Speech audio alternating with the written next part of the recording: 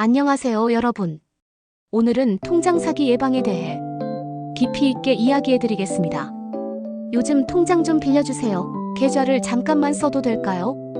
이런 부탁을 받아본 적 있으신가요? 최근 어르신들을 노린 통장 사기, 계좌 사기가 전국적으로 크게 늘고 있습니다. 이 사기는 특히 노년층을 집중적으로 노립니다. 범인은 친척, 이웃, 친구, 심지어 은행 직원이나 공공기관을 사칭하기도 합니다. 급하게 돈을 보내야 한다. 사업에 잠깐만 필요하다. 정부 지원금 받으려면 통장이 필요하다. 이렇게 그럴듯한 이유를 댑니다. 때로는 통장만 빌려주면 수고비를 드린다. 계좌를 빌려주면 신용점수가 올라간다. 이런 말로 유혹하기도 합니다. 최근에는 금융기관에서 연락드렸습니다. 고객님의 계좌가 범죄에 연루됐으니 안전계좌로 옮기셔야 합니다. 이렇게 공공기관을 사칭해 통장과 비밀번호, 보안카드, OTP까지 요구하는 경우도 많습니다.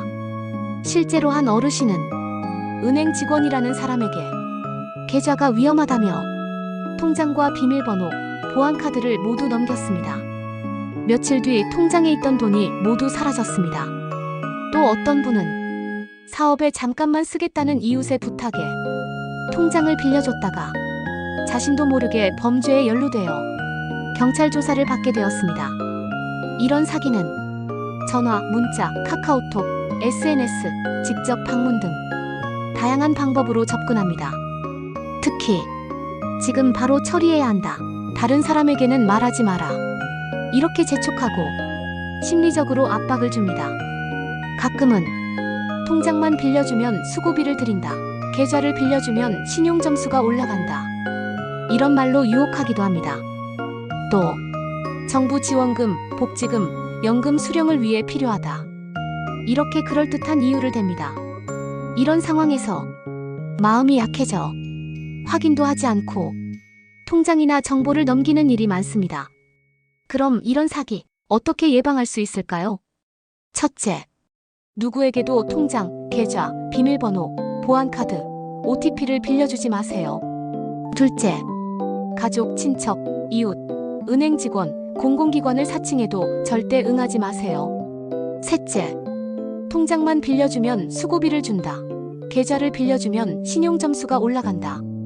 이런 말이 나오면 무조건 사기라고 생각하세요. 넷째, 고객님의 계좌가 범죄에 연루됐다. 안전계좌로 옮기라. 이런 전화를 받으면 바로 끊고 공식 대표 번호로 직접 확인하세요. 다섯째, 정부 지원금, 복지금, 연금 수령을 위해 통장이나 비밀번호를 요구하면 절대 응하지 마세요. 정부기관은 이런 정보를 요구하지 않습니다.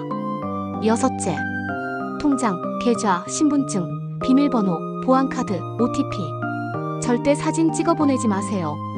피해가 의심되면 즉시 112경찰, 1332금융감독원에 신고하세요. 실제 피해 사례입니다.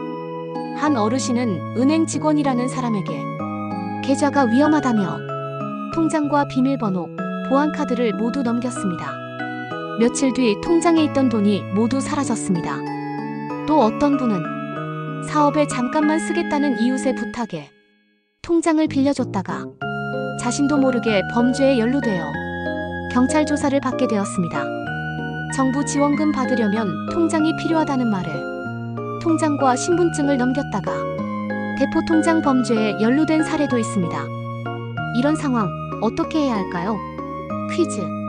고객님의 계좌가 범죄에 연루됐으니 안전계좌로 옮기셔야 합니다. 통장, 비밀번호, 보안카드를 알려주세요. 이런 전화를 받으면 어떻게 해야 할까요? 1번, 은행 직원이니까 알려준다.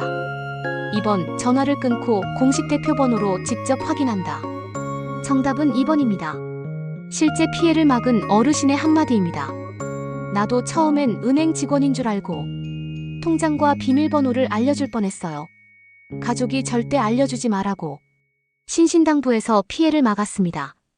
여러분도 꼭 조심하세요.